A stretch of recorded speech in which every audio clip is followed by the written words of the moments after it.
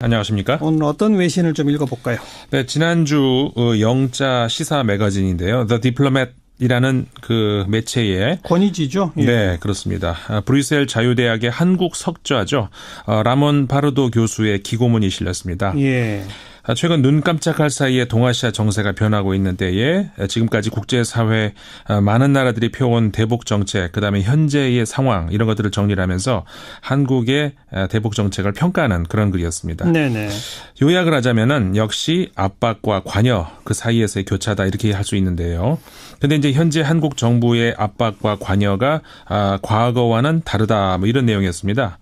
파르도 석좌는 지난해 한반도 주변에는 소위 블러디 노즈 그러니까는 코피 전략이라고 하는 북한에 대해서 이제 공격 가능성에 대해서 많은 공론이 벌어졌던 한 해였다면은 예. 올해는 남북 회담 그리고 최초의 북미 회담이 이루어질 수 있는 상황까지 왔다 이렇게 정리를 하면서 그렇죠. 이런 변화의 요인 중에 가장 돋보이는 것은 역시 문재인 대통령이다 이렇게 설명을 하고 있습니다. 문재인 대통령을 역시 중심에 놓고 보는군요. 네. 우선 그 라몬 파르도 교수 어떤 사람이죠? 그 원래는 영국의 킹스 컬리지 런던 대학 교수였는데요. 예. 그 우리나라에서 저기 처음으로 유럽에 처음으로 그 한국 석좌를 만들었죠. 브뤼셀 대학이. 네. 예. 그래서 브뤼셀 대학에다가 이제 그 자리가 만들어졌는데 유럽 처음입니다. 그래서 한국 석좌가 만들어지면서 임용된 것으로 지금 돼 있는데 예. 유럽에서 보기 드문 한국 관련 전문가군요. 네. 그런데 이제 한국 정부의 대북 정책이 과거에 비해서 달라졌다라고 지금 아까 말씀하셨잖아요. 네네. 뭐가 달라졌다는 겁니까? 일단 관여와 협력에 레이저 같은 초점을 맞췄다 이렇게 표현이 되어 있는데요. 파르도 석좌는 10년간의 보수 정권 이후에 들어선 문재인 정부가 그 이전에 진보 성향 대통령들 그러니까는 김대중 노무현 대통령의 햇빛 정책을 따랐다. 근데 문 대통령은 차이점이 있다 이렇게 밝힌 겁니다. 그게 중요하죠. 네. 과거 햇볕 정책과 어떤 차이가 있느냐. 햇볕 정책에 대한 비판을 인식하고 그 점을 보완했다는 건데요. 예. 그러니까는 한국의 보수주의자들뿐만 아니라 진보주의자들 사이에서도 지난 여러 해에 걸쳐서 이 햇볕 정책에 대한 비판이 제기가 됐고 그래서 이걸 인식하고 그 점을 보완했다 이제 분석을 한 건데 보완한 점이 뭐예요? 네, 이번 남북 회담에 앞서서 북측에 무조건적인 양보를 하지 않기 위해서 많이 자제를 했다는 겁니다. 네. 그러니까 대선 캠페인 당시에 문재인 대통령은 대북 경제 지원 재개를 공약으로 내세웠지만 이후에 경제 지원은 최소한에 머물렀다. 이 점을 들고 있는 겁니다. 예. 그래서 이제 파르도 석좌에 따르면은 그 이유가 과거 진보 성향 정부에서 경제적 지원이 너무 컸다는 논리로 한국 사회에서 역풍을 맞았기 때문이라는 겁니다. 이른바 퍼주기 논란이죠. 네. 예. 그래서 대북 지원 사업에 신중한 자세로 임하고 또 다음 달 정상회담 개최를 이 평양이 아닌 중립지역이죠. 판문점에서 한 것도 문 대통령이 이런 신중한 행보하고 관련이 있다는 겁니다. 판문점에서도 우리 남측 구역에서 하잖아요. 네. 예. 다시 말하면 이 지금 단계에서 평양으로 가는 모습이 이 반대 세력에게는 그 북한 정권과 북핵 프로그램을 인정하는 것으로 묘사될 수 있는 네. 그럴 가능성, 논란을 처음부터 차단하기 위한 것이라는 거죠. 아하. 그리고 이제 두 번째가 뭐냐면은 이제 미국과의 관계라는 겁니다. 그렇죠.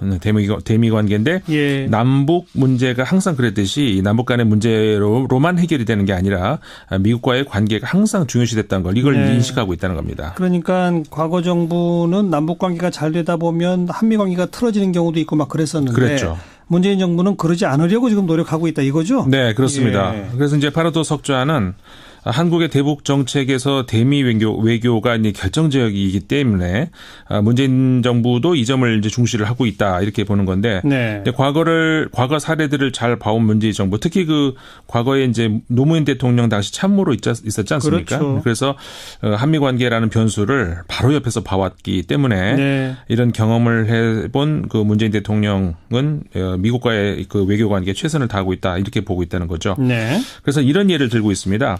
북한이 한국 그리고 미국과의 정상회담을 갖겠다 이렇게 한 것을 두고 도널드 트럼프 미국 대통령 그다음에 그의 그 트럼프 대통령의 최대한의 압박 정책 이게 주요했다 이렇게 문재인 대통령이 평가를 하지 않았습니까? 트럼프 대통령을 추켜 세웠죠. 그렇죠. 예. 이거를 이제 그 파르도 석좌가 들고 있는 겁니다. 예. 이제 미국과의 관계를 중시한다는 거죠. 그러면서 이 한국 정부가 대북 대응에 있어서 제재는 여전히 쓸 수 있는 도구의 일부로 남을 것이다. 이걸 거듭 밝히고 있는 것. 이것도 북한을 위한 메시지일 수 있지만 예. 미국을 향한 메시지일 거라는 겁니다. 그러니까 북한에 대해서는 제재와 압박 계속한다라는 건 미국 들으라고 하는 얘기다. 그렇죠. 아.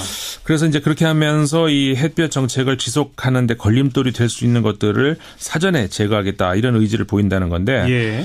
파라도 교수는 이 트럼프 대통령이 김정은과의 정상회담이 이렇게 빨리 동의할 줄은 아마 한국 정부도 미처 기대하지 않았을 수도 있다. 그렇겠죠. 이렇게 하면서 예. 하지만 이제 문재인 정부는 그 그러니까는 미국 측의 관계자들과 협의를 계속하고 이 북미 정상회담이 성사될 여건이 조성되도록 노력을 하고 있었던 점만은 분명하다. 이렇게 평가를 하고 있습니다. 실제로 작년엔가 그 북한에 도발이 있을 때 문재인 정부가 바로 그 군사적 대응 행동을 네. 했지 않습니까? 그렇죠. 이런 것도 미국 정부에 신뢰를 주는 거였죠. 네, 그렇죠. 예. 근데 그래서 이제 북한에 대해서 또 미국에 대해서도 꾸준한 신뢰를 줬기 때문에 반년 동안에 탐색을 해오던 북한도 대화에 나설 수 있게 된 거고 또 미국도 들어선 한국 정부에 대해서 반신반의하던 이런 것 자세에서 대화를 한번 믿고 시도해 볼 수 있겠다. 이제 전환이 됐다는 거죠. 예. 뭐 이렇게 해서 이제 타임지가 지난해 보도했던 것처럼 네고시에이터 그러니까 중재자로서의 역할을 문재인 정부가 할 수 있는 그런 행동 반경을 만들었고 북한과 미국을 테이블 앞으로 앉게 할 수 있었다. 이렇게 이제 평가를 한 건데 네. 그래서 이제 파르도 석좌에 따르면은 이런 그 외교안보 정책이 일정한 방향으로 꾸준하게 이어지려면은 이 정권에 따라서 왔다 갔다 오락가락하는 게 아니라 모든 정치 세력이 대승적 차원에서 동의할 수 있는 그런 프로세스가 만들어져야 된다는 겁니다. 너무나 중요한 얘기죠. 네. 정권 바뀌면은 뭐 완전히 기존에 했던 정책 백지화되고 이런 거 이거 안 되는 거죠. 네, 그렇죠. 국익을 중심으로 해서 일치단결된 그런 지속적인 정책이 필요한 거죠. 네. 그래서 이 대북 정책에 있어서는 먼저 이 국민적인 합의가 이루어져야 하는 것이 이제 당연하고 그 바탕 위에서 이제 정치권도 한반도의 평화 문제만큼은 좀 일관성을 가져야 된다는 것이죠.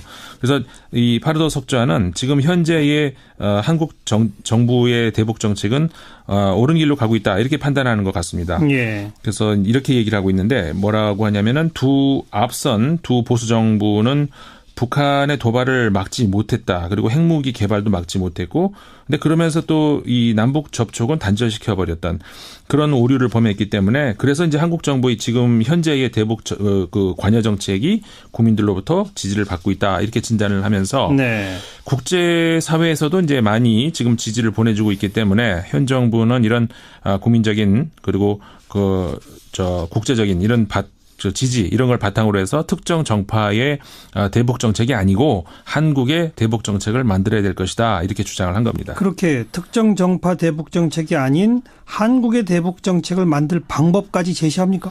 뭐 몇 가지 예는 들고 있습니다. 예. 그러니까 요컨대 이제 햇볕 정책이 북한을 포용한다는 점에서 설득력은 있지만은 반대로 남한의 보수 세력이 등을 돌리고 있고 맞아요. 그렇다고 또 북한에 대해서 강경 압박 제재를 하면은 북한과의 대화는 더 멀어지기 때문에 북한뿐만 아니라 남한의 보수 세력까지 포용할 수 있는 햇볕 정책이 나와야 된다. 이렇게 주장을 하는 겁니다. 예. 그래서 이제 이미 현 정부에서도 그런 가능성이 있다. 이렇게 이 파르도 석좌가 보고 있는데 네. 예를 들자면은 이번에 그 대북 특사단의 경우에 정의용 청와대 국가안보실장 그다음에 서훈 국정원장을 투톱을 하는 팀 구성. 그랬죠. 이게 그 안보 차원에서 보자면은 비교적 보수적으로 간주된다라고 할 수 있다는 겁니다. 예. 그래서 이런 걸 봤을 때 이번 이 정부의 대북 정책은 관여 그러니까는 적극적 대화에 중심은 두고 있지만 관여가 유일한 옵션은 아니다. 문재인 정부는 이런 생각을 하고 있다는 것 같다는 겁니다. 이렇게만 쭉 가면 보수 진보 다 동의할 수 있는 대북 정책이 나올 수 있다? 네, 그렇게 보는 거죠. 그래서 이제 이제는 좀 차분하게 남쪽의 이 반대 세력까지 설득을 하는 그런 노력을 해야 될 거다. 이 현 정부가 네. 이제 이렇게 주장을 하는 건데 이제 파르도 석좌는 문재인 대통령은 지금 한반도 셈법을 새롭게 짜려고 하고 있다. 이렇게 보면서 대북 관여를 추구하지만은 이것은 남북 관계의 새 틀 그러니까는 문재인 정부 이후까지 이어질 수 있는 틀을 마련하려는 것이다. 이렇게 분석을 하고 있는데요. 네. 그래서 이제 그 맥락에서 조금 전에 말씀드렸던 그 보수를 어우르는 햇볕 정책 이게 만들어져야 된다는 것이 이제 이해될 수 있을 것 같습니다. 그래서 이렇게 새 틀을 짜는 작업은 시간이 많이 걸리지 않겠습니까? 당연하죠. 그렇기 때문에 그래서 문재인 대통령이 임기 초반에 김정은 정권과 정상회담을 하려고 하는 것이다. 이렇게 이제 해석을 한 겁니다. 그렇죠. 정상회담이 마무리가 아니라 이제 시작인 거니까. 네. 예. 그래서 이제 문재인 정부가 이제 4월 남북 정상회담 때 이루어진 합의를 이행할 시간을 남은 4년을 이제 갖게 되지 않겠습니까? 그렇죠. 그래서 그 4년 동안의 대북 정책을 통해서 일정한 성과가 나온다면은 차기 대통령이 이거를 쉽게 네. 이런 합의를 어기지는 못하게 될 것이다. 이렇게 주장을 하는 거죠. 노무현 정부 때 그 두 번째 남북 정상회담 했습니다만 네. 그게 퇴임 얼마 안 남겨놓고 했기 때문에 결국은 아무것도 안 됐잖아요. 그렇죠. 그런 일이 반복되지 않기 위해서 지금 정상회담을 일찍 하는 거다 이런 거죠. 네, 그렇죠. 예. 그래서 이제 그 차기 대통령이 선출될 때까지 이루어진 그 문재인 정부의 4년간의 협력 이거는 이제 그렇게 잘 되면은 번복되지 않을 것이다, 힘들 것이다 이렇게 보는 것이죠. 예. 이와 함께 이제 문재인 대통령이 지금 그렇게 하고 있듯이 앞으로의 한반도 문제는 우리 운명인 만큼 우리가 주도권을 쥐고 개척을 해야 되고 그게 앞으로 들어설 차기 정부에서도 이어져야 된다. 이런 신념을 가지고 문재인 정부가 일하는 것 같다. 이렇게 이제 보고 있다는 겁니다. 네. 이렇게 얘기합니다. 그대로 제가 옮겨드리면은 문재인 대통령은 한반도 문제에 있어서는 앞으로는 한국이 확실히 운전석에 앉도록 하는 유산을 마련하는 데 열중하는 모습이다. 이렇게 이제 평가를 하면서 예. 한국의 보수주의자들은 때때로 남북 관계를 희생시켜서 미국과의 동맹을 관리하는 데 더 관심을 갖고 있는 것 같다. 그렇죠. 이렇게 얘기를 하면서 이렇게 될 경우에 이제 좀 중요한 얘기를 하고 있는 것 같은데 예. 코리아 패싱이라고 하는 것도 바이패싱 오브 사우스 코리아 이렇게 얘기를 하는데 예. 이 코리아 패싱도 바로 그래서 나오는 것이다. 이렇게 지적을 하고 있습니다. 그러니까 남북 관계 해치면서까지 미국과의 동맹에 매달릴 때 바로 그때 코리아 패싱이 생긴다? 네, 그렇죠. 그것 좀 설명해 주세요. 그래서 이제 그 한반도 안정을 되찾고 평화를 앞당기고 대북 관계 또 한미 관계 이런 것들 모두를 정상화하기 위해서는 이제 우리가 이제 운전석에 앉아서 한반도 문제를 풀어야 한다는 거죠. 예. 그래서 이제 파르도 석좌는 문재인 대통령의 경우에 이 남북 정상회담을 서울도 아니고 평양도 아닌 그 중립 지역 그러니까 판문점에서 갖기로 한 것. 예. 이것도 앞으로 정기적으로 정상회담이 정기적으로 열릴 가능성을 열기 위해서 그렇게 했다는 거고. 그렇습니다. 뭐 정례화 얘기가 벌써 나오잖아요. 네. 예. 또 앞으로 발생할 수 있는 이제 앞으로 뭐 그 여러 가지 변수가 있지 않겠습니까? 근데 그런 긴장 관계 이걸 신속하게 완화하기 위해서 지금까지 없었던 그 남북 정상 간의 핫라인을 최초로 이제 개설했다. 이런 설명도 하고 있는데 그렇죠. 또 그 현 단계에서 한국 정부가 하고 있는 일은 경제 협력 재개 가능성을 염두에 두고 김정은의 그 경제 개혁 추진이 얼마나 진정성이 있는 것인지 그리고 한국이 어디까지 북한을 지원해 줄 수 있는지 그리고 그것으로부터 얻어질 수 있는 게 뭔지 이런 것들을 좀 가늠해 보고 있는 그런 중이다. 네. 이렇게 하면서 이제 결국은 이게 이런 것들이 현 정부만의 업적으로 끝나면 안 되고 정부가 바뀌면 또 백지화되는 것이 아닌 앞으로 향후 후임 대통령들이 사용할 수 있는 준영구적 이렇게 표현합니다. 준영구적인 틀을 예. 발전시키고 있다. 이제 문재인 현 대통령이 그렇게 돼야죠. 예 그렇게 되면서 이게 아마도 문재인 대통령이 남길 유산 중에서 어쩌면은 가장 중요한 부분이 될 수도 있다. 이렇게 파르도 석좌는 글을 맺고 있습니다. 이제 거기다가 뭐 북미 정상회담까지 있으니까 정말 준영구적이 아니라 영구적인 네. 한반도 구조의 재정립 여기까지 우리가 좀 내다봐야 되지 않겠습니까? 그렇죠. 네. 조금 다른 소식 하나 볼까요? 네. 지난주에도 제가 그 패럴림픽 관련 외신보도 전해드린 적이 있었는데 지난 일요일 패럴림픽 성공적으로 마치지 않았습니까? 그렇죠. 그래서 이제 패럴림픽도 이 남북 대화처럼 좀 전에 우리 나눈 것처럼 단발성 행사로 그칠 게 아니라 향후 좀 계속 주목받을 수 있는 준영구적인 틀을 마련해야 되면 하면 어떨까? 네. 이런 고민을 좀 해봐야 되지 않겠습니까? 예. 근데 독일의 한 언론이 아주 기발한 아이디어를 냈습니다. 그래서 이제 이게 참 공유해보고 싶어서 제가 가져왔는데 네. 독일의 타게스 슈피겔이라는 이제 언론이 지난 18일 일자 기사에서 평창 패럴림픽도 역시 이제 그 잘 치러졌다. 네. 여기서 거둔 사회적 가치가 과소평가할 수준이 아니었다. 이렇게 얘기를 하면서 33만 장 이상의 입장권이 판매된 것. 이거는 패럴림픽 사상 기록을 수립한 것이다. 그랬다죠. 네. 예. 이제 뭐 우리 대통령도 특별히 생방송 분량을 좀 늘려달라고 방송국에도 요청하지 않았습니까? 그랬죠. 공무원들도 업무 시간에도 관람하도록 하고 이런 거 있었는데 예. 이 신문은 이 패럴림픽 조직위가 입장권의 가격을 낮춘 것, 그다음에 학교에서 단체로 관람하도록 한 것 이런 것들을 굉장히 높이 평가하더라고요. 네. 그러면서 이제 대성공했다 이렇게 평가를 하면서 앞으로도 더 많은 인정을 받기 위해서 이게 이번으로 끝날 게 아니라 예. 이 패럴림픽을 올림픽 이후에 열지 말고 올림픽하고 동시에 개최하는 것 이거 고려해 볼 수 있다. 올림픽과 패럴림픽을 동시에. 네, 올림픽 지금 끝나고 하지 않습니까? 예. 그러지 말고 같이 하자는 거죠. 아하. 그래서 같은 경기장에서 같은 관중 앞에서 장애인과 비장애인이 같이 스포츠 축제를 동시에 개최하면 어떻겠느냐. 이거 좋은 아이디어인데요. 그러니까 이거 저는 이 기사를 보면서 개인적으로 아주 찡하는 전율이 오더라고요. 네. 이렇게 했을 때 정말 올림픽의 정신, 그다음에 인류의 가치가 더 빛나지 않겠습니까? 그렇죠. 네. 같은 경기장에서 아이스하키 하고 그다음 또 장애인 아이스하키 또 하고. 네. 그럴 수 있는 거죠. 그렇죠. 예를 들어서 같은 경기장에서 이제 컬링 같은 경우에도 동시에 여러 개가 열릴 수 있으니까 같이 하자는 거죠. 한번 생각해 봅시다. 네. 국제올림픽위원회에 제안합니다. 이렇게. 네. 네, 수고하셨습니다. 네, 감사합니다. 밖에서 본 한국이었습니다. 국제문제평론가 인문결연구소의 임상훈 소장이었습니다. 평가를 하고 있습니다. 실제로 작년엔가 그 북한에 도발이 있을 때 문재인 정부가 바로 그 군사적 대응 행동을 네. 했지 않습니까? 그렇죠. 이런 것도 미국 정부에 신뢰를 주는 거였죠. 네, 그렇죠. 예. 근데 그래서 이제 북한에 대해서 또 미국에 대해서도 꾸준한 신뢰를 줬기 때문에 반년 동안에 탐색을 해오던 북한도 대화에 나설 수 있게 된 거고 또 미국도 들어선 한국 정부에 대해서 반신반의하던 이런 것 자세에서 대화를 한번 믿고 시도해 볼 수 있겠다. 이제 전환이 됐다는 거죠. 예. 뭐 이렇게 해서 이제 타임지가 지난해 보도했던 것처럼 네고시에이터 그러니까는 중재자로서의 역할을 문재인 정부가 할 수 있는 그런 행동 반경을 만들었고 북한과 미국을 테이블 앞으로 앉게 할 수 있었다. 이렇게 이제 평가를 한 건데 네. 그래서 이제 파르도 석조에 따르면은 이런 그 외교안보 정책이 일정한 방향으로 꾸준하게 이어지려면은 이 정권에 따라서 왔다 갔다 오락가락하는 게 아니라 모든 정치 세력이 대승적 차원에서 동의할 수 있는 그런 프로세스가 만들어져야 된다는 겁니다. 너무나 중요한 얘기죠. 네. 정권 바뀌면은 뭐 완전히 기존에 했던 정책 백지화되고 이런 거 이거 안 되는 거죠. 네, 그렇죠. 국익을 중심으로 해서 일치단결된 그런 지속적인 정책이 필요한 거죠. 네. 그래서 이 대북 정책에 있어서는 먼저 이 국민적인 합의가 이루어져야 하는 것이 이제 당연하고 그 바탕 위에서 이제 정치권도 한반도의 평화 문제만큼은 좀 일관성을 가져야 된다는 것이죠.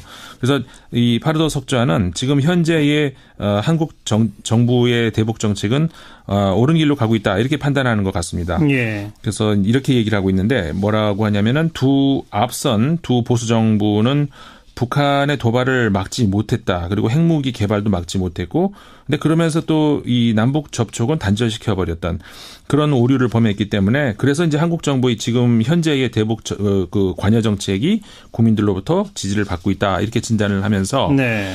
국제 사회에서도 이제 많이 지금 지지를 보내주고 있기 때문에 현 정부는 이런 국민적인 그리고 국제적인 이런 지지 이런 걸 바탕으로 해서 특정 정파의 대북 정책이 아니고 한국의 대북 정책을 만들어야 될 것이다 이렇게 주장을 한 겁니다. 그렇게 특정 정파 대북 정책이 아닌 한국의 대북 정책을 만들 방법까지 제시합니까? 뭐 몇 가지 예는 들고 있습니다. 예. 그러니까 요컨대 이제 햇볕 정책이 북한을 포용한다는 점에서 설득력은 있지만은 반대로 남한의 보수 세력이 등을 돌리고 있고 맞아요. 그렇다고 또 북한에 대해서 강경 압박 제재를 하면은 북한과의 대화는 더 멀어지기 때문에 북한뿐만 아니라 남한의 보수 세력까지 포용할 수 있는 햇볕 정책이 나와야 된다. 안녕하십니까? 오늘 어떤 외신을 좀 읽어볼까요? 네, 지난주 영자 시사 매거진인데요. The Diplomat 이라는 그 매체에 권위지죠. 예. 네, 그렇습니다. 브뤼셀 자유대학의 한국 석좌죠. 라몬 파르도 교수의 기고문이 실렸습니다. 예. 최근 눈 깜짝할 사이에 동아시아 정세가 변하고 있는 때에 지금까지 국제사회 많은 나라들이 펴온 대북 정책, 그다음에 현재의 상황 이런 것들을 정리를 하면서 한국의 대북 정책을 평가하는 그런 글이었습니다. 네네. 요약을 하자면은 역시 압박과 관여 그 사이에서의 교차다 이렇게 할 수 있는데요. 근데 이제 현재 한국 정부의 압박과 관여가 과거와는 다르다 뭐 이런 내용이었습니다. 파르도 석좌는 지난해 한반도 주변에는 소위 블러디 노즈 그러니까는 코피 전략이라고 하는 북한에 대해서 이제 공격 가능성에 대해서 많은 공론이 벌어졌던 한 해였다면은 예. 올해는 남북 회담 그리고 최초의 북미 회담이 이루어질 수 있는 상황까지 왔다 이렇게 정리를 하면서 그렇죠. 이런 변화의 요인 중에 가장 돋보이는 것은 역시 문재인 대통령이다 이렇게 설명을 하고 있습니다. 문재인 대통령을 역시 중심에 놓고 보는군요. 네. 우선 그 라몬 파르도 교수 어떤 사람이죠? 그 원래는 영국의 킹스 컬리지 런던 대학 교수였는데요. 예. 그 우리나라에서 저기 처음으로 유럽에 처음으로 그 한국 석좌를 만들었죠. 브뤼셀 대학이. 네. 예. 그래서 브뤼셀 대학에다가 이제 그 자리가 만들어졌는데 유럽 처음입니다. 그래서 한국 석좌가 만들어지면서 임용된 것으로 지금 돼 있는데 예. 유럽에서 보기 드문 한국 관련 전문가군요. 네. 그런데 이제 한국 정부의 대북 정책이 과거에 비해서 달라졌다라고 지금 아까 말씀하셨잖아요. 네네. 뭐가 달라졌다는 겁니까? 일단 관여와 협력에 레이저 같은 초점을 맞췄다 이렇게 표현이 되어 있는데요. 파르도 석좌는 10년간의 보수 정권 이후에 들어선 문재인 정부가 그 이전에 진보 성향 대통령들 그러니까는 김대중 노무현 대통령의 햇빛 정책을 따랐다. 근데 문 대통령은 차이점이 있다 이렇게 밝힌 겁니다. 그게 중요하죠. 네. 과거 햇볕 정책과 어떤 차이가 있느냐. 햇볕 정책에 대한 비판을 인식하고 그 점을 보완했다는 건데요. 예. 그러니까는 한국의 보수주의자들뿐만 아니라 진보주의자들 사이에서도 지난 여러 해에 걸쳐서 이 햇볕 정책에 대한 비판이 제기가 됐고 그래서 이걸 인식하고 그 점을 보완했다 이제 분석을 한 건데 보완한 점이 뭐예요? 네, 이번 남북 회담에 앞서서 북측에 무조건적인 양보를 하지 않기 위해서 많이 자제를 했다는 겁니다. 네. 그러니까 대선 캠페인 당시에 문재인 대통령은 대북 경제 지원 재개를 공약으로 내세웠지만 이후에 경제 지원은 최소한에 머물렀다. 이 점을 들고 있는 겁니다. 예. 그래서 이제 파르도 문제에 있어서는 그 앞으로는 한국이 확실히 운전석에 앉도록 하는 유산을 마련하는 데 열중하는 모습이다. 이렇게 이제 평가를 하면서 예. 한국의 보수주의자들은 때때로 남북 관계를 희생시켜서 미국과의 동맹을 관리하는 데 더 관심을 갖고 있는 것 같다. 그렇죠. 이렇게 얘기를 하면서 이렇게 될 경우에 이제 좀 중요한 얘기를 하고 있는 것 같은데 예. 코리아 패싱이라고 하는 것도 바이패싱 오브 사우스 코리아 이렇게 얘기를 하는데 예. 이 코리아 패싱도 바로 그래서 나오는 것이다. 이렇게 지적을 하고 있습니다. 그러니까 남북 관계 해치면서까지 미국과의 동맹에 매달릴 때 바로 그때 코리아 패싱이 생긴다? 네, 그렇죠. 그것 좀 설명해 주세요. 그래서 이제 그 한반도 안정을 되찾고 평화를 앞당기고 대북 관계 또 한미 관계 이런 것들 모두를 정상화하기 위해서는 이제 우리가 이제 운전석에 앉아서 한반도 문제를 풀어야 한다는 거죠. 예. 그래서 이제 파르도 석좌는 문재인 대통령의 경우에 이 남북 정상회담을 서울도 아니고 평양도 아닌 그 중립 지역 그러니까 판문점에서 갖기로 한 것. 예. 이것도 앞으로 정기적으로 정상회담이 정기적으로 열릴 가능성을 열기 위해서 그렇게 했다는 거고. 그렇습니다. 뭐 정례화 얘기가 벌써 나오잖아요. 네. 예. 또 앞으로 발생할 수 있는 이제 앞으로 뭐 그 여러 가지 변수가 있지 않겠습니까? 근데 그런 긴장 관계 이걸 신속하게 완화하기 위해서 지금까지 없었던 그 남북 정상 간의 핫라인을 최초로 이제 개설했다. 이런 설명도 하고 있는데 그렇죠. 또 그 현 단계에서 한국 정부가 하고 있는 일은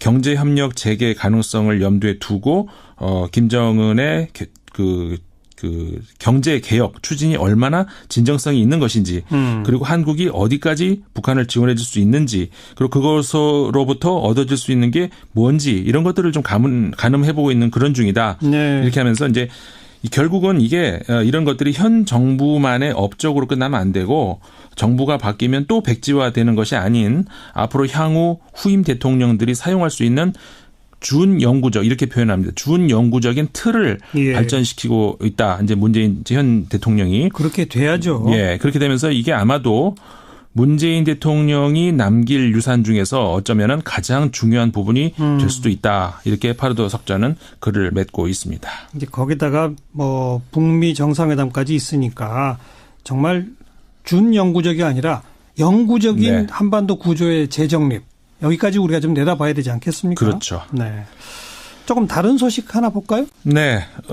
지난주에도 제가 그 패럴림픽 관련 외신보도 전해드린 적이 있었는데 지난 일요일 패럴림픽 성공적으로 마치지 않았습니까? 그렇죠. 그래서 이제 패럴림픽도 이 남북 대화 석좌에 따르면은 그 이유가 과거 진보 성향 정부에서 경제적 지원이 너무 컸다는 논리로 한국 사회에서 역풍을 맞았기 때문이라는 겁니다. 이른바 퍼주기 논란이죠. 네. 예. 그래서 대북 지원 사업에 신중한 자세로 임하고 또 다음 달 정상회담 개최를 이 평양이 아닌 중립 지역이죠. 판문점에서 한 것도 문 대통령이 이런 신중한 행보하고 관련이 있다는 겁니다. 판문점에서도 우리 남측 구역에서 하잖아요. 네. 예. 다시 말하면 이 지금 단계에서 평양으로 가는 모습이 이 반대 세력에게는 그 북한 정권과 북핵 프로그램을 인정하는 것으로 묘사될 수 있는 네. 그럴 가능성, 논란을 처음부터 차단하기 위한 것이라는 거죠. 아하.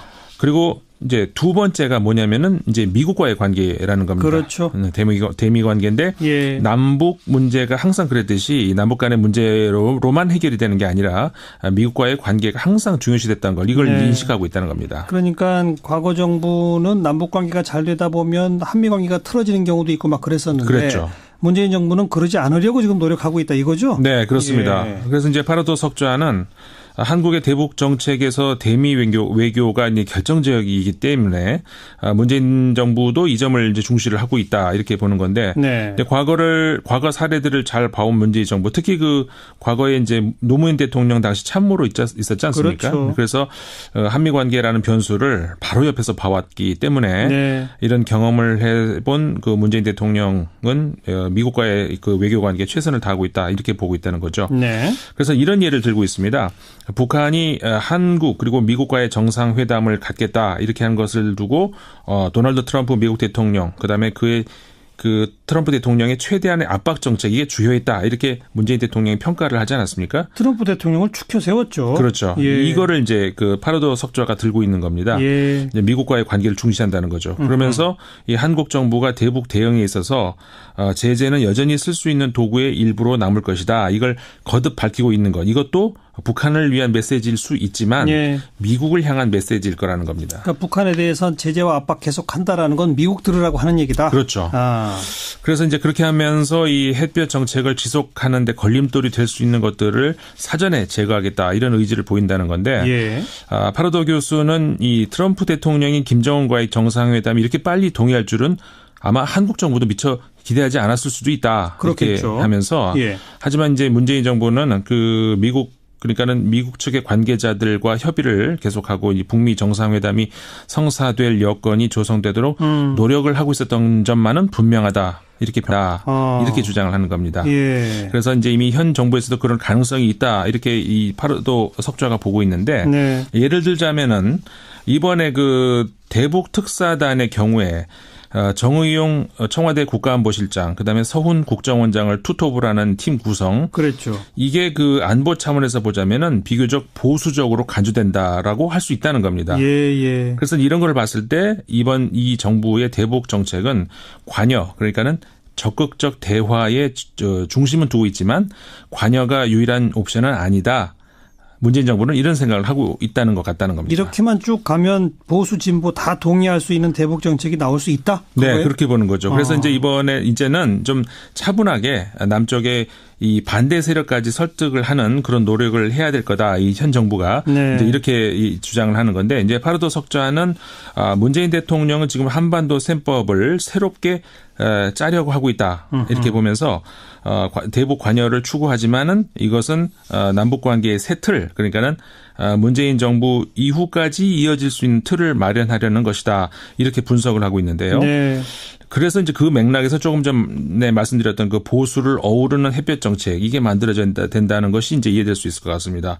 그래서 이렇게 세트를 짜는 작업은 시간이 많이 걸리지 않겠습니까? 당연하죠. 그렇기 때문에 그래서 문재인 대통령이 임기 초반에 김정은 정권과 정상회담을 하려고 하는 것이다. 이렇게 이제 해석을 한 겁니다. 그렇죠. 정상회담이 마무리가 아니라 이제 시작인 거니까. 네. 예. 그래서 이제 문재인 정부가 이제 4월 남북 정상회담 때 이루어진 합의를 이행할 시간을 남은 4년을 이제 갖게 되지 않겠습니까? 그렇죠. 그래서 그 4년 동안의 대북 정책을 통해서 일정한 성과가 나온다면은 차기 대통령이 이거를 쉽게 네. 이런 합의를 어기지는 못하게 될 것이다. 이렇게 주장을 하는 거죠. 노무현 정부 때 그 두 번째 남북 정상회담 했습니다만 네. 그게 퇴임 얼마 안 남겨놓고 했기 때문에 결국은 아무것도 안 됐잖아요. 그렇죠. 그런 일이 반복되지 않기 위해서 지금 정상회담을 일찍 하는 거다 이런 거죠. 네, 그렇죠. 예. 그래서 이제 그 차기 대통령이 선출될 때까지 이루어진 그 문재인 정부의 4년간의 협력 이거는 이제 그렇게 잘 되면은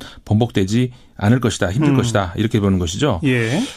이와 함께 이제 문재인 대통령이 지금 그렇게 하고 있듯이 앞으로의 한반도 문제는 우리 운명인 만큼 우리가 주도권을 쥐고 개척을 해야 되고 그게 앞으로 들어설 차기 정부에서도 이어져야 된다. 이런 신념을 가지고 문재인 정부가 일하는 것 같다. 이렇게 이제 보고 있다는 겁니다. 네. 이렇게 얘기합니다. 그대로 제가 옮겨드리면은 문재인 대통령은 한반도